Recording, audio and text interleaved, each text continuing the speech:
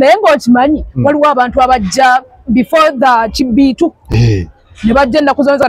nga kino eky'e14 ne bajja ennaku z'omwezi nga 13 basula muno ne basula mu Masaka abamu ne babeerawo ku venue nati tutestinga ne saawundi ne bakubamu kawo ku ndongo essaawa zaabwe nga 4 mwate katika kankugambe kino mwe temulabye Kibiitu abatandika n'Ekibiitu nga kitandika okimanyi nti kyasoloozebwanga nga bajjako ssente abantu 2,500 bwe tutyo nekituuka ekiseera muzeeyi n'agamba nti abaana bano ebyokusolooza tebabisobola dokitaali n'agamba kankitunde kankiriizinga nkiwa omuntu yakisolooze tugabane percentage n'alyoka alaba kye bayita obubbi nakati alina okuba bwe yeebaka abujjukira badokita nakkiriza anti atunda tickets omutwalo nagamba atunze 14,000 kituufu kati baalina ebidomola ebikola ki bino ebyevu bye tukimisa amazzi kati buli lwe bayuza lisiiti mwe bateeka akatundu akateeka muno kwe munaakolera mbu kwe mubalira kanataka akanyuza ebbali singa abeera akakanyuza ebbali akabala akalonti ko kati kekagize kati kano kwe tubalira naye ffe twalinawo omuntu ku mulyango abeerawo amekeshuwa nti lisiiti egwamu ate ndabira ddala olabika gwe yaliwo naye omulundi ogwasemba dokita anyiige abasajja baakwata ekidomola kya lisiiti ne bagenda badduka emisinde tuba tugoba owa lisiiti ate alina ekisawo kya ssente naye n'akwata eno ne tumulwani gwe tugoba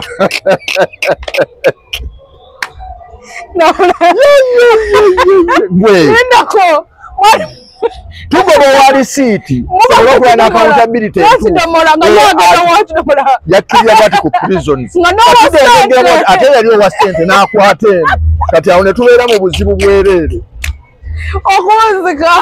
dokita ng'anyiize n'agamba kyo nange dokita awo wajja obusungu n'agamba omuntu n'akuwuliriza okuva January paka December omwebaza otya n'agamba kanve mu kalica y'abano abagamba nti tukuddiza ate guno ne gukusaba ssente n'agamba nti ffe abawuliriza baffe tubaddizenga n'emikono ebiri so si kumuweesa guno ate guno ne gumusaba ssente okuva olwo dokita n'akirangirira twayongeddemu ebirungo ebitaaliwo omwaka oguwedde jangu weerolere ebirabo ndawula tulina bingi tugamba nti gwe wookeera ku makya olina ebintu bingi byogenda okwewangulira tugamba nti ojja mu Kibiitu kya radio Buddu nga toyina noddayo ng'ositudde omukyala n'omugamba munnange nno nkomyewo bwenti okitegeera ogenda kijjawa oyingiridde bwereere totaddemu yadde olw'ataano ate ng'ewaka ozzayo olina ky'obatwalidde kaakati Ekibiitu ekyasooka okubeera eky'obwereere ankuzeeyo twalina ebirabo ebyokugabira abantu era ffe twakeera mu kisaawe kyabeeranga muliiku wano ne tusuula obupapula bwaffe nga buliko ebifaananyi omuntu by'aba awangudde ssente enkaluzi TV biki naye nkutegeeza nti buli muntu lwe yajjanga n'aga nti abaaye nze nkafunye abantu babanga abawendule nga baddayo bakuula essubi bagendaga okuva mu liiku nga bagirimye liiku baleka bagirimye era mwalimu zitifi mwalimu amagaali seba abantu babiwangula ne bagenda nabyo ate ffe kye twakola nga wojjira n'ogamba nti mpangudde tetukulinza kasa tukebera nti ke kapapula kaffe nga kuliko eggaali genda kuliko pikipiki kuliko TV genda yiyo genda nga beewangulira ebirabo naye nga tusooka okwebaza director ebyaddala ndawula omusajja oyo w'amaanyi nimutwaba abantu bakirabanga ekyangu tebamanyi ssente mmeka zaateeka mu kulaba abantu abawuliriza reediyo ye nga basanyufu ekyo kimumala omuwa essanyu kuba naye kati omutima gwe gutebenkera n'agamba nti abantu bange basanyuse bampuliriza kati nange mbaddiza ebbanga lyonna saba omuntu amanda ndawula nno tegakyabula saba osobola n'oganoonya ne gakubula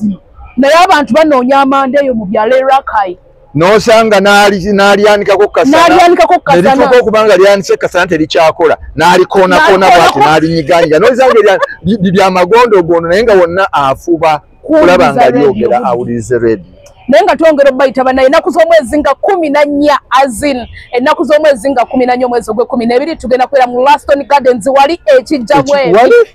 ewa mukalazi wa muzeyi mukalazi asafuwe tugenda okubeera mujje mutweyungeko tusanyuke ebyokulya n'okunywa tomoni kozo muganda agamba nti nowe Mindi ajja kusena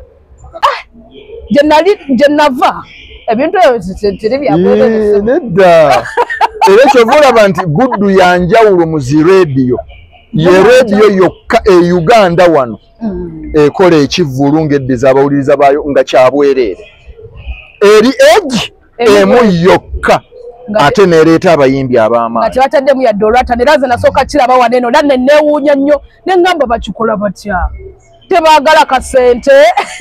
sente tuzaagala naye ate n'omuwuliriza waffe naye nga omanyi ndawula abantu abo be batufuula okubeera ab'enjawulo ebyaddala be batufuula kye tuli era w'olaba ng'omuntu akkiriza okubeera ng'abaddiza mu butuufu osanyukira wamu nabo gwe tewalaba ku kyawano muliiku nga mubeera mulinga kibegabega ku kibegabega ng'okimanyi nti abantu basimbanga layini ku mulyango neva ku mulyango guli oguli main nejja eno twayitangayo ewa RDC wano ku Shereni waneno ku Buddu Shero wano ku Buddu Shero waliwo restaurant kyeri awo mu bitundu byaneno nga tugenda wano mu bagundi bano nga ku kasomero kana ka Lions nga layini ziveyo ne zijja bweziti endala ne zikkirira wansi ne zigenda ku prisons basimbye kuyingira Kibbiitu naye nakati nno zisimbira ddala okuva eri ekijja walino ogirengera n'egenda bweti naye wano yawetanga ekkoona n'obantu okyagiraba gyekoma naye waneno nti ekkubo liri straight ate twakozesanga omulyango nga mufundo ogwayingiranga kati jamu n'akwata Mukerere n'amwenya ate nga n'abajjamu baba bagumiikiriza bamanya nti entujjo y'omwaka yegenda mu maaso no naye ng'ekyomulundi guno bale tubalinze bannabasaka mwenna bannarwakai bannakyotera mwenna tubalinze mu Laston Gardens ekijja bwemi mbagambye ennaku z'omwezi zigenda kubeera 14 omwezi ogwe12 omwaka gwa 2025 tugamba nti woba olina kalendayo saakolingako